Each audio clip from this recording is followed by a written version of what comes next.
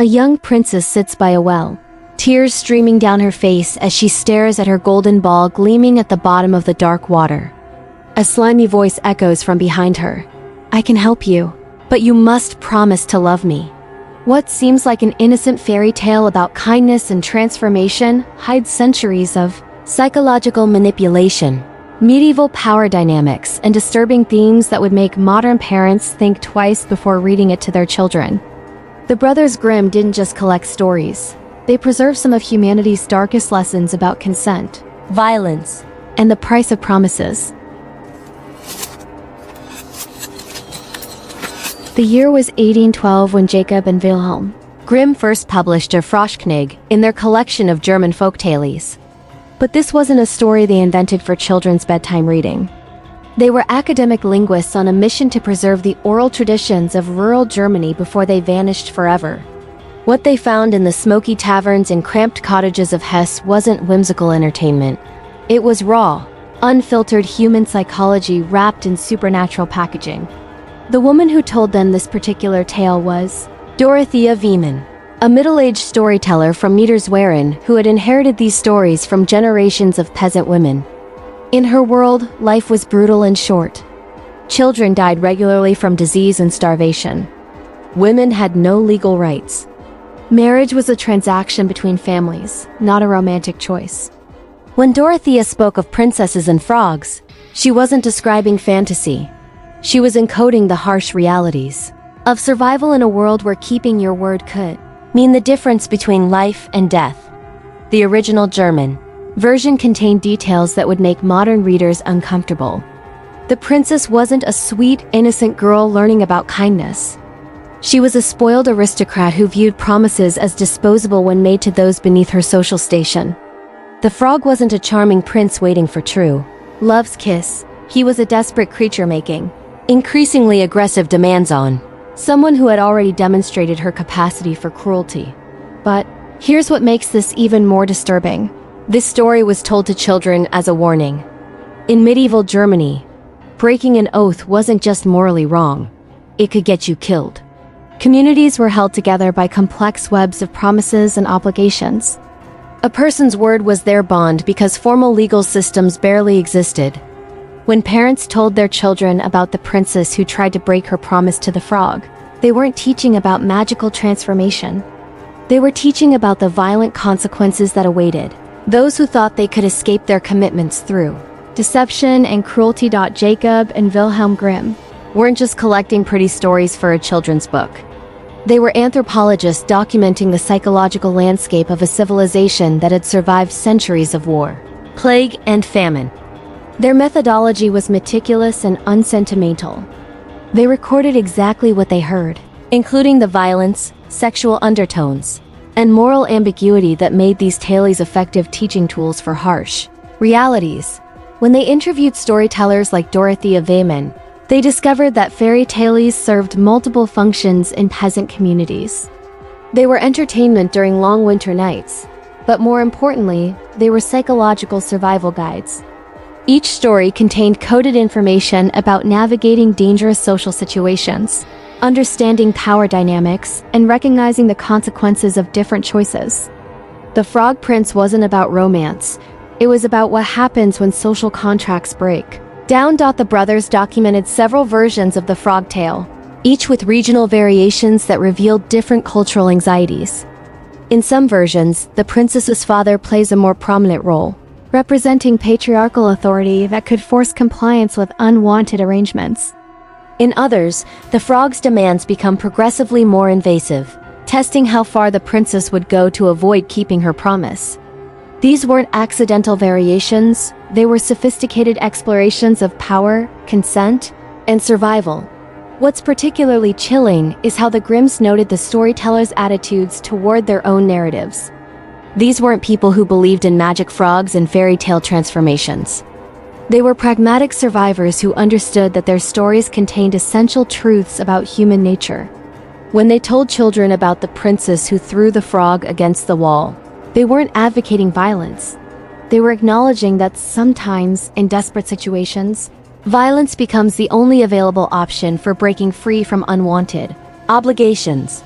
The Grimm brothers preserved these psychological insights with academic precision, but they also began the process of sanitization that would eventually transform these survival guides into children's entertainment. Even in their first edition, they softened some of the harshest elements, beginning a tradition of making fairy tales more palatable for middle-class sensibilities. The most disturbing aspects of the original Frog Prince tale weren't the obvious elements like violence or coercion. They were the subtle psychological dynamics that modern versions have completely erased.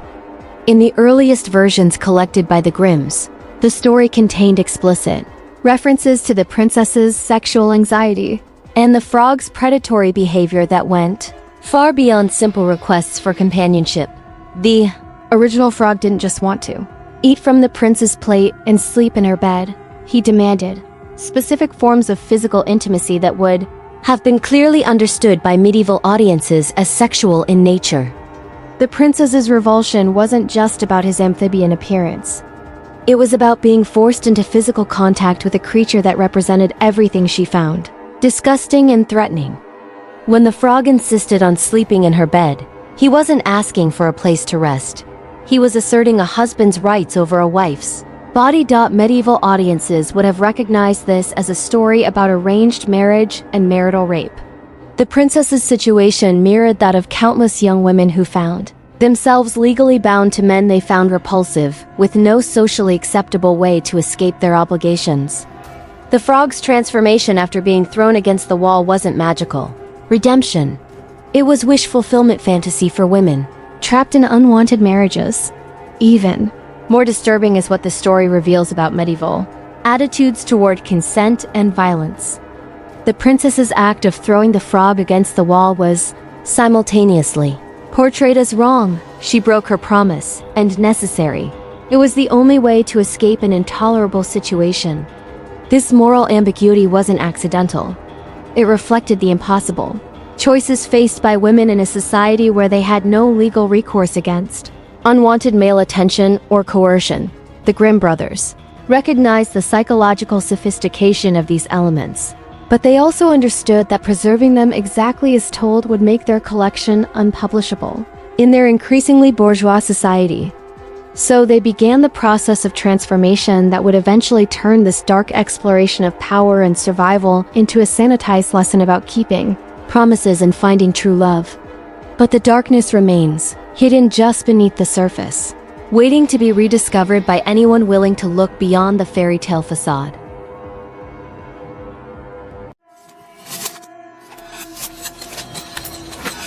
Modern retellings have transformed the princess into a sympathetic figure, a young woman learning valuable lessons about keeping promises and looking beyond appearances. But this interpretation requires ignoring everything the original text actually tells us about her character. From the very first lines of the Grimm version, we meet someone whose behavior is consistently selfish, manipulative, and cruel. The story opens with the princess playing alone with her golden ball, the most expensive toy imaginable in medieval times. This wasn't a child with a simple plaything. This was aristocratic privilege made manifest. When she drops the ball into the well, her immediate response isn't to accept responsibility or ask for help politely. She begins crying dramatically, not from genuine sadness, but from frustrated entitlement. She's never been told no in her life, and the idea that she might not get what she wants is genuinely incomprehensible to her. When the frog offers to retrieve her ball, she doesn't hesitate to make promises she has no intention of keeping. This isn't innocent naivety, it's calculated deception. She knows exactly what she's doing when she agrees to let him eat from her plate, sleep in her bed, and be her companion. She's making a transaction she believes she can escape through her superior social position. In her mind, promises made to inferior creatures don't count. Her behavior after retrieving the ball reveals her true nature.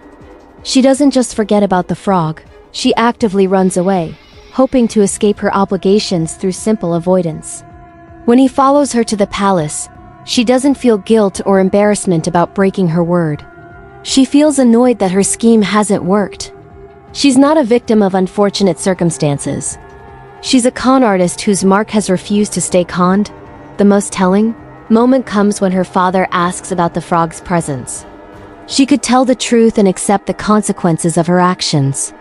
Instead, she lies, portraying herself as the victim of the frog's unreasonable demands.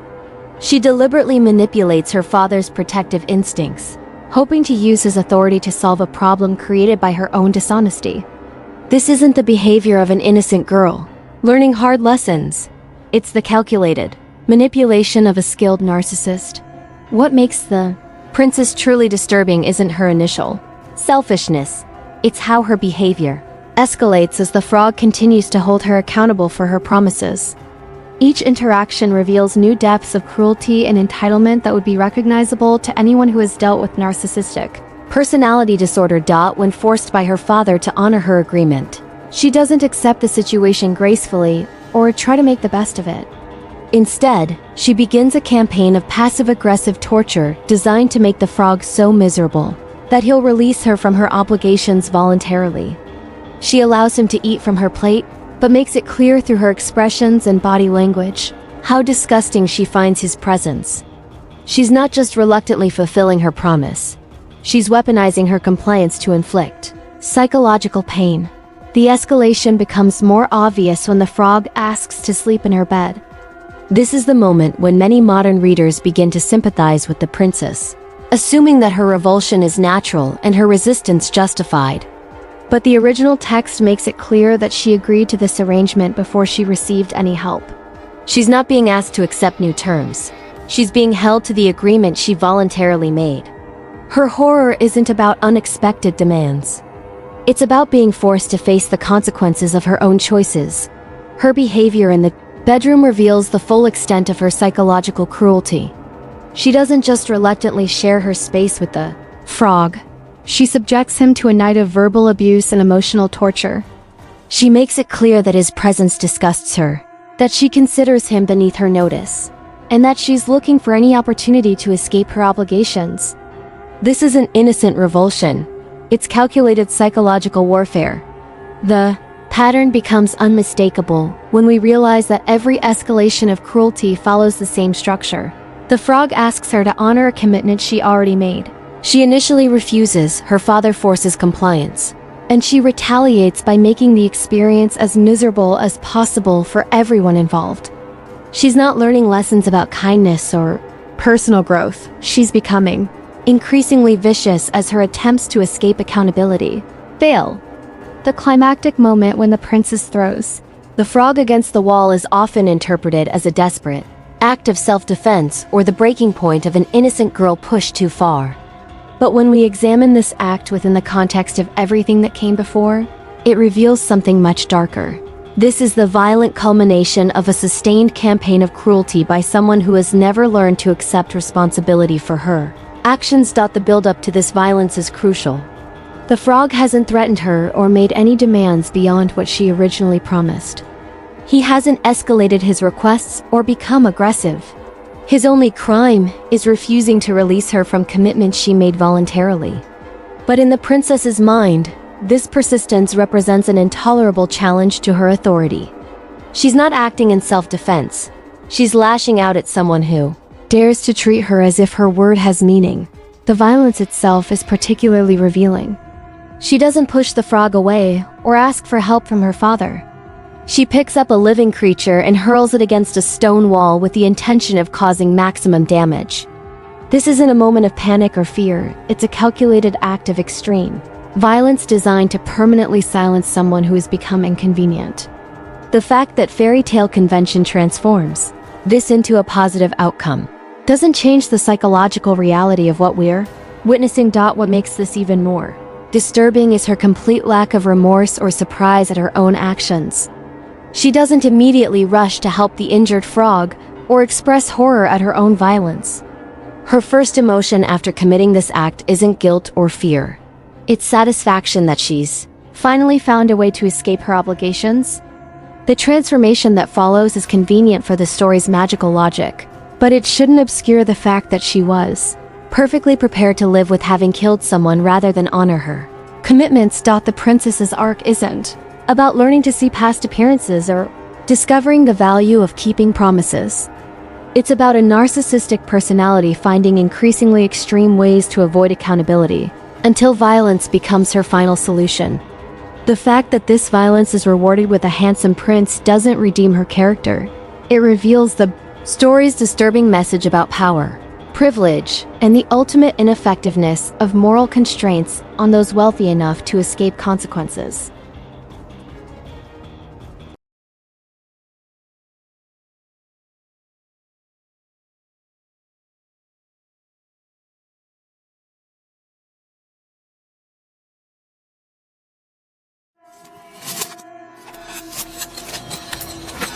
In our sanitized modern versions of the Frog Prince, transformation happens through a gentle kiss, an act of love conquering disgust. But the original Grimm version tells a far darker story. The frog only becomes human after being violently thrown against a stone wall. This wasn't an accident of storytelling or a primitive understanding of love.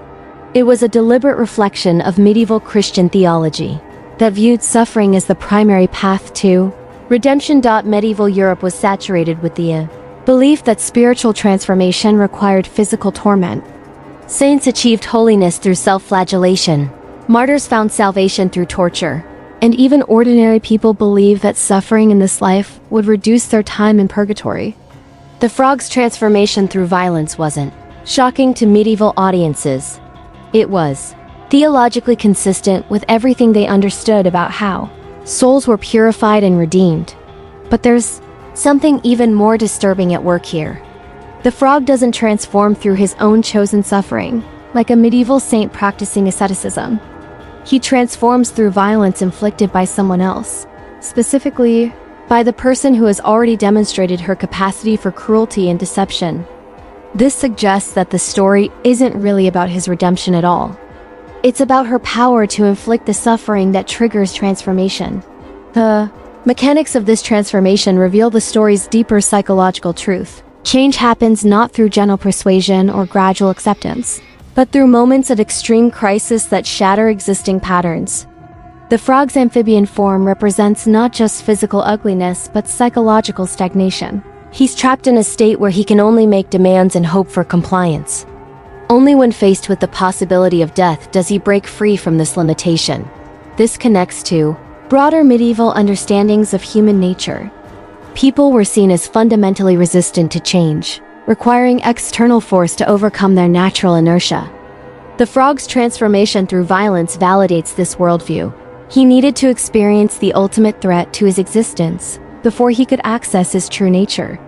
The princess's act of throwing him against the wall isn't cruelty in this context. It's the necessary catalyst for his spiritual breakthrough. She becomes, in essence, an unwitting instrument of divine will. Modern psychology recognizes that traumatic experiences can sometimes trigger profound personality changes, though we're much more cautious about romanticizing this process. The frog's transformation through near-death experience reflects an understanding of human psychology that was surprisingly sophisticated for its time, even as it was wrapped in magical thinking. The violence of the princess's action represents more than just physical force. It's the complete destruction of the frog's existing relationship dynamics. Throughout the story, he's been operating from a position of supplication, asking for favors and hoping for kindness. When she throws him against the wall, she definitively ends any possibility of continuing this pattern. He can no longer hope that patience and persistence will eventually win her over. The violence forces him to confront the reality that his current approach has failed, catastrophically. This psychological breakthrough explains why the transformation happens at this specific moment. The frog has been stuck in a cycle of making requests and accepting rejection, gradually escalating his demands but never fundamentally changing his strategy. The shock of nearly being killed forces him to. The Frog Prince operates on a fundamental assumption that would be deeply disturbing to modern audiences. Once a woman makes a promise to a man, she has no right to withdraw her consent, regardless of how she feels about the arrangement or what new information emerges. The story presents this as natural law rather than social convention, but medieval audiences would have recognized it as a direct allegory for the marriage contracts that govern their own lives. When the princess agrees to the frog's terms, She enters into what medieval society would have recognized as a binding betrothal. Her subsequent attempts to escape this agreement aren't portrayed as a woman changing her mind or discovering incompatibility. They're presented as moral failure and breach of contract. The story never suggests that she has the right to withdraw her consent, only that she has the obligation to honor her original commitment regardless of how she feels about it. This reflects the medieval understanding of marriage as a property transaction rather than a romantic relationship. Women were expected to honor arrangements made on their behalf by fathers, guardians, or in this case, themselves, regardless of their personal feelings or desires. The princess's revulsion at the frogs' appearance and behavior isn't presented as valid grounds for reconsidering the arrangement. It's presented as shallow prejudice that she needs to overcome through moral growth. Her father's role in enforcing this arrangement adds another layer of disturbing realism. When she tries to escape her obligations, he doesn't investigate whether the terms were fairly negotiated or whether she was coerced into agreement. He simply demands that she honor her commitment because breaking promises reflects poorly on the family's honor. This wasn't fictional patriarchal authority, it was an accurate representation of how fathers actually behaved when their daughters tried to escape unwanted marriages. The story's moral framework makes it impossible for the princess to be right about wanting to escape this arrangement. If she had legitimate reasons for not wanting to honor her commitment, the story would need to acknowledge that her consent was compromised from the beginning.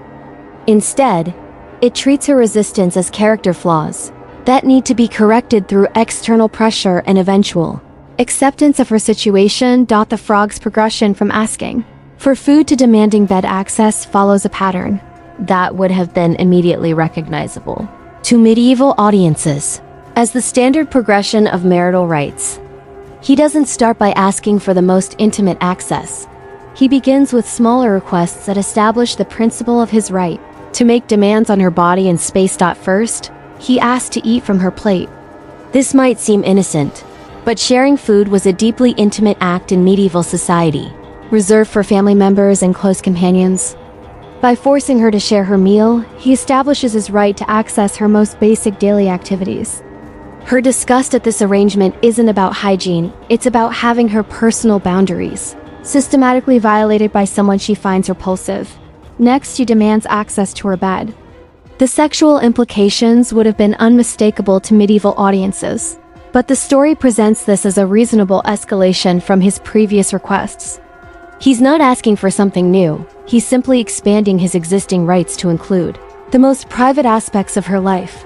The progression from public eating to private sleeping mirrors the way marriage contracts gradually expanded male access to female bodies and spaces. What makes this progression particularly disturbing is how it's framed as the frog's increasing boldness rather than escalating violation.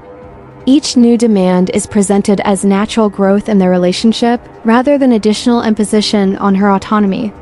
The story never acknowledges that she might have legitimate reasons for being uncomfortable with this escalation. Her discomfort is always treated as her problem to overcome. The frog's persistence in the face of her obvious revulsion demonstrates a mindset that treats female consent as irrelevant once initial agreement has been secured. He doesn't try to make himself more appealing or address her concerns about their arrangement. He simply continues making demands and expects her father's authority to ensure compliance. This wasn't unusual male behavior in medieval marriages. It was standard operating procedure. By the time he's demanding bed access, the pattern is clear. The frog views her initial promise as blanket consent to whatever level of intimacy he chooses to demand. Her feelings about these escalating requirements are irrelevant because she already agreed to be his companion. The story never suggests that ongoing consent is necessary or that she has the right to negotiate the terms of their arrangement as new demands emerge. The story's conclusion: the frog's transformation into a handsome prince followed by their immediate marriage represents the ultimate vindication of everything that came before. All of his demanding behavior is retroactively justified because he was actually a worthy partner all along. All of her resistance is retroactively condemned because she was rejecting someone who deserved her acceptance. The violence that triggered his transformation becomes not assault but the necessary catalyst for their happily ever after.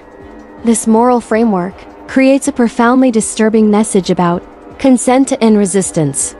The princess's judgment about the frog's character is proven completely wrong by his transformation. Her instinctive revulsion at his demands is revealed as shallow prejudice rather than legitimate boundary setting. Her attempts to escape the arrangement are shown to be selfish rather than self-protective. Every aspect of her resistance to the relationship is invalidated by the final revelation of his true identity. The immediate marriage, after his transformation, is particularly telling. There's no courtship period where she gets to know him as a human. No opportunity for her to develop genuine feelings for his revealed personality. She's expected to transition instantly from finding him repulsive to accepting him as her husband. The story treats this as natural because his worthiness was always inherent. She just needed to overcome her superficial objections to recognize it. This creates a template for understanding female resistance to male attention that would justify virtually any level of persistence or coercion. If women can't accurately judge male worthiness because they're distracted by superficial concerns, then male persistence in the face of female resistance becomes not harassment but necessary education. The frog's demands on her time, attention, and physical space become not violations but legitimate courtship strategies. The story's happy ending validates every uncomfortable aspect of their relationship. His disregard for her obvious discomfort, his escalating demands for intimacy, his use of her father's authority to override her resistance, and even her final act of violence against him. All of these disturbing elements are transformed into necessary steps in their romantic journey, creating a narrative framework that can justify almost any level of male persistence and female submission as potentially leading to true love.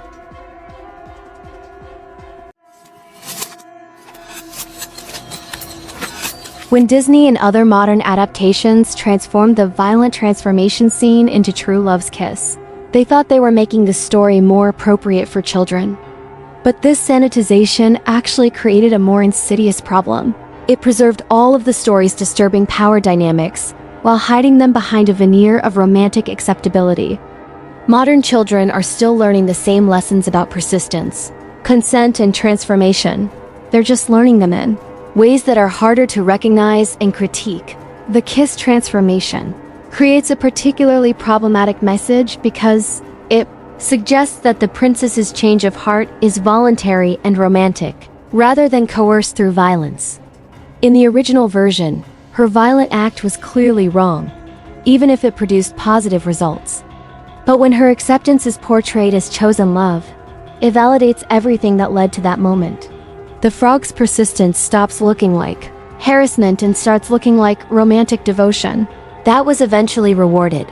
This sanitization removes the story's original moral complexity and replaces it with false simplicity. Medieval audiences understood that the princess's violence was morally questionable, even if it was practically effective. Modern audiences are encouraged to see her acceptance as personal growth and moral development. The ethical ambiguity that made the original story psychologically interesting is replaced with clear-cut lessons about looking beyond appearances and keeping promises, but the underlying power dynamics remain unchanged. The frog still makes escalating demands on her time and attention. She still tries to escape through deception and avoidance. Her father still forces compliance with arrangements she finds uncomfortable. The only difference is that these elements are now presented as romantic comedy rather than dark psychological drama. Children learn the same lessons about male persistence and female resistance, but they learn them in a context that makes these dynamics seem normal and desirable. The sanitized version also eliminates any possibility of questioning the story's fundamental assumptions about consent and obligation. When transformation happens through violence, audiences can at least recognize that something disturbing has occurred. When it happens through love, the entire sequence of events is validated as ultimately positive. Modern children don't learn to question persistent male attention or escalating demands for intimacy. They learn to see these as potentially romantic rather than potentially dangerous. The Frog Prince continues to shape modern relationships in ways that most people don't recognize. creating templates for behavior that feel natural and inevitable, rather than learned and culturally specific. The story provides a script for male pursuit and female resistance that plays out in countless contemporary interactions, from elementary school crushes to adult dating scenarios where persistence is confused with romantic dedication. Modern dating culture is full of frog prince Scenarios where women are expected to give persistent suitors a chance regardless of their initial feelings. The cultural pressure to look beyond appearances and get to know someone before judging often translates into expectations that women should ignore their instinctive responses to unwanted attention. Men learn that female rejection is just an obstacle to overcome rather than a boundary to respect, while women learn that their initial judgments might be shallow or unfair. Social media has amplified these dynamics exponentially. Digital platforms make persistence easier and more socially acceptable. Repeated messages, friend requests, and attempts to connect can be framed as showing genuine interest rather than ignoring clear signals of disinterest. The transformation element of the story translates into beliefs about potential. Maybe he just needs the right opportunity to show his true self. Maybe she just needs more time to recognize his worth. The story's framework also influences how we interpret violent or coercive behavior in relationships. When transformation follows crisis, it becomes easy to rationalize abuse as a necessary catalyst for positive change. Partners who engage in destructive behavior can frame their actions as ultimately beneficial for their relationship's growth. Victims of persistent harassment can be encouraged to consider whether they're being too harsh in their judgments or too quick to dismiss someone's potential. Perhaps most insidiously, the story creates expectations about female emotional labor in relationships. Just as the princess was expected to overcome her revulsion and learn to accept the frog, modern women are often expected to be the transformative force in relationships with problematic men. They're encouraged to see male potential rather than current behavior, to invest their emotional energy in helping men become better partners, rather than seeking partners who are already emotionally mature. These dynamics persist because they're embedded in a story structure that most people learned before they were old enough to analyze its implications critically. The most disturbing aspect of the Frog Prince's continued influence isn't how it shapes individual relationships, it's how it continues to inform our collective understanding of consent, transformation, and justice in ways that make toxic dynamics seem natural and inevitable. The story provides psychological templates that operate below conscious awareness, creating expectations and responses that feel like instinctive human nature rather than learned cultural patterns. The persistence template teaches that genuine desire requires male initiative and female resistance that must be overcome. This creates a framework where enthusiastic female consent seems artificial or insufficiently romantic, while reluctant female consent seems authentic and hard-won. The story suggests that the most meaningful relationships require men to prove their worth through sustained effort, and women to overcome their initial resistance through gradual acceptance. The transformation template encouraged people to focus on potential rather than current reality in relationship evaluation. The Frog Prince endures not because it teaches us comfortable lessons about love and transformation, but because it reveals uncomfortable truths about human nature that we're still reluctant to face. Stripping away centuries of sanitization and romantic reinterpretation, we're left with a story that operates as a psychological mirror, reflecting our capacity for manipulation, violence, and self-deception in ways that feel disturbingly familiar. The princess isn't a role model for personal growth. She's a case study in how privilege protects people from the consequences of their actions. Her journey from selfish manipulation to violent resolution to ultimate reward mirrors patterns we see repeatedly in our own society, where those with power and resources can break rules, harm others, and still emerge victorious. The story doesn't critique this dynamic. It normalizes it by wrapping it in magical thinking and romantic outcomes. The frog's transformation through violence reveals our deep cultural investment in the idea that positive change requires crisis and suffering. This belief system discourages us from developing healthier approaches to personal growth based on communication, self-reflection, and gradual development. Instead, we remain unconsciously attracted to dramatic confrontations and emotional breakthroughs that feel more meaningful than sustained effort and mutual respect. story we tell ourselves about the frog. Prince, that it's about looking beyond appearances and keeping Promises is itself a kind of transformation myth, We've changed a dark psychological portrait into a comfortable moral lesson, proving once again our remarkable ability to see what we want to see rather than what's actually there. But the original darkness remains, waiting to be acknowledged by anyone brave enough to look beneath the surface of our most beloved fairy tale lies. Asterisk. So here's the real question. What other stories are we telling ourselves that feel comforting on the surface, but hide much darker truths underneath?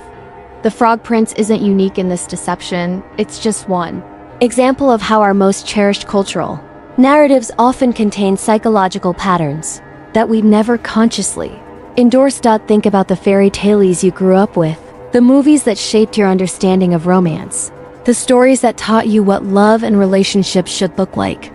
How many of them normalize persistence in the face of rejection? How many suggest that the right person can transform through crisis rather than choice? How many treat violence or coercion as acceptable if it leads to positive outcomes? These aren't just academic questions about old stories. These patterns live in our dating apps, our workplace dynamics, our family relationships, and our political systems. What stories are you ready to look at differently? What patterns are you prepared to recognize in your own life? The princess threw the frog against the wall and got exactly what she wanted. But maybe it's time we learned better ways to handle the promises we make, the people we encounter, and the transformations we truly need. If this exploration of fairy tale psychology resonated with you, there are hundreds of other stories waiting to be examined with the same critical eye. Subscribe to join me as we uncover the dark truths hidden in our most beloved cultural narratives. Because understanding where these psychological patterns come from is the first step toward choosing better ones.